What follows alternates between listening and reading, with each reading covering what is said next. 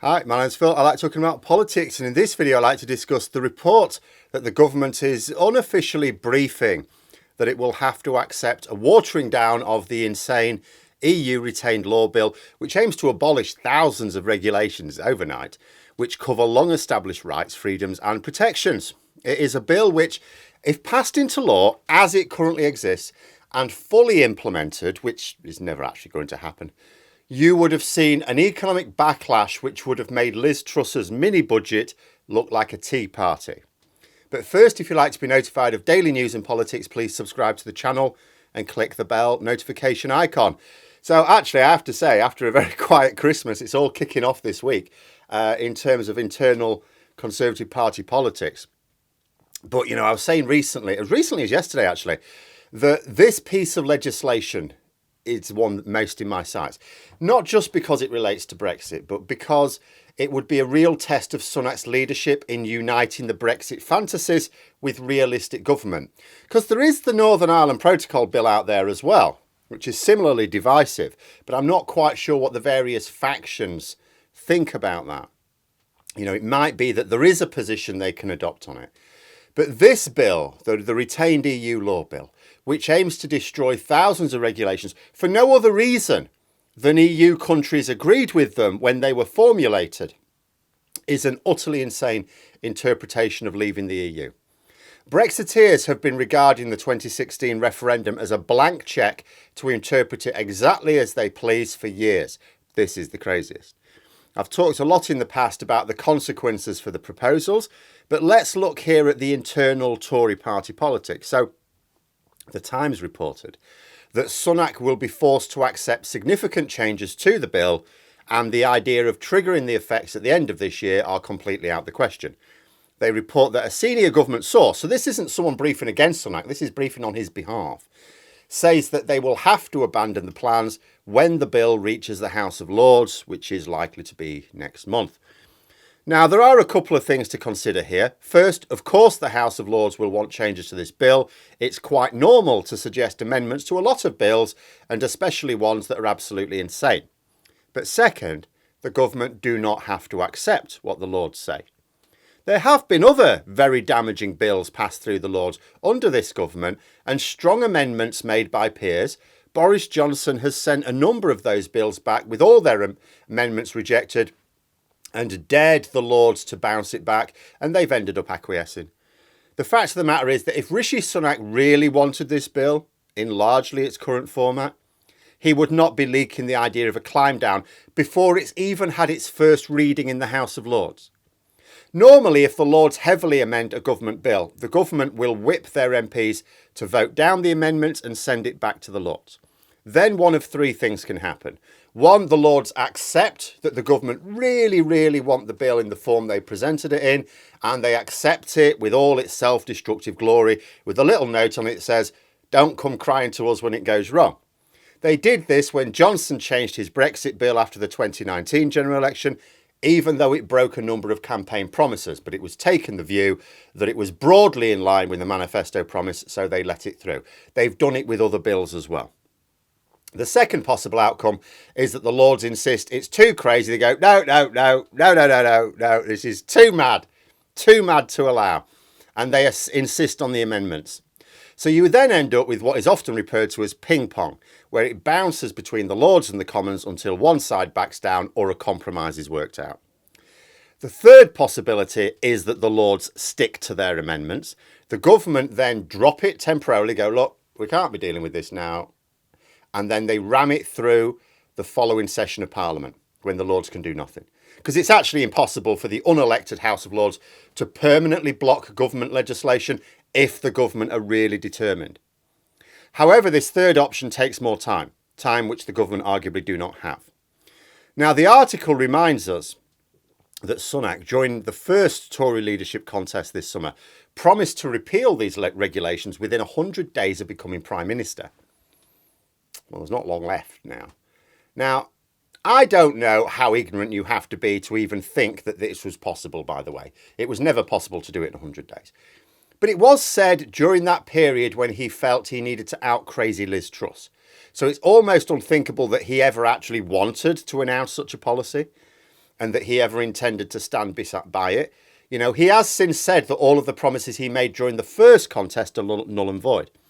But it does have to be said that if Sunak was serious about the policy, if he genuinely thought that he needed to get the policy through, he would not be getting members of his government to now brief journalists that they expect to back down before the Lords have even had a say on it, before they've even voted on it.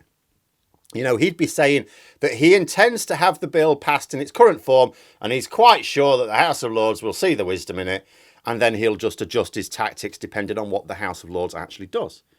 You know, this leak is 100% about making it clear that Sunak has got no intention of going ahead with the bill in the terms that its author, Jacob Rees-Mogg, intends. The question is, what reaction will it draw? Now, I was saying yesterday that I thought Sunak would seek to avoid confrontation with the swivel-eyed loons for as long as possible. It took just a few hours for me to read that report and go, oh, maybe not. In fact, I'll add in what the government source told the Times exactly. They said that the deadline was arbitrary, which is true, and that the regulations should be reviewed properly. Well, it would take years to review them properly. In fact, if they wanted to review them properly, they wouldn't introduce a bill like this at all. If the government think that some of those EU-era regulations are suboptimal, even though it was the British government that proposed or supported almost all of them, then all they have to do is bring proposals to Parliament to have them changed or repealed. No problem. This is what governments are supposed to do. That's what Parliament exists for. It's what it's been doing for centuries. But that is not the purpose of the bill. The purpose of the bill is not to review these, it's to destroy them. In reality, there is no way that even Tory MPs want to seriously debate and vote to remove our rights to, say, paid annual leave or sick pay, or rules that dictate that shops are not allowed to sell us food that might poison us. The architects of this bill want to remove all of those rights, all of those rules, without any discussion in Parliament on the individual consequences.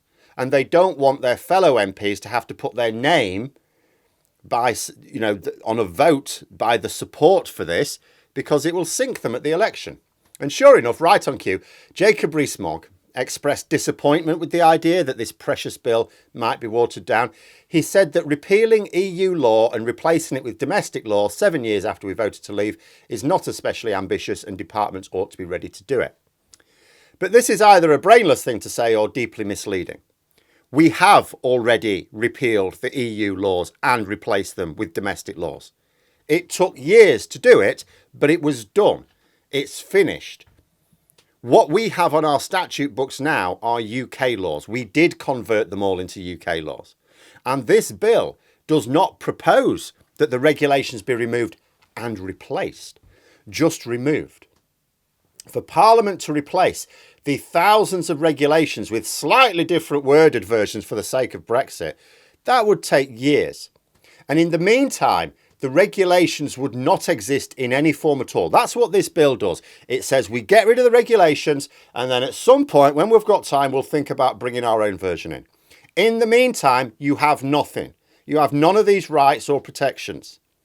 You know, with some ERG headbangers, I might just think this statement was a deliberate attempt to mislead the public, but Jacob Rees-Mogg has frequently exposed himself as genuinely clueless at times, not just lying. So it is possible he actually doesn't know what he's talking about. But I do think, given that he formulated the bill, he must have had a lot of conversations with officials. I think he is just lying.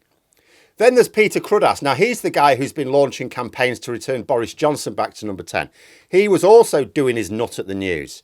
Although in his case, I'm not entirely sure how much of it is that he cares about the policy or how much of it is just he sees an opportunity to poke at the divisions in the parliamentary party that this will cause and help him get Boris Johnson back. And I'll be talking more about that in the second video today, unless some other news breaks.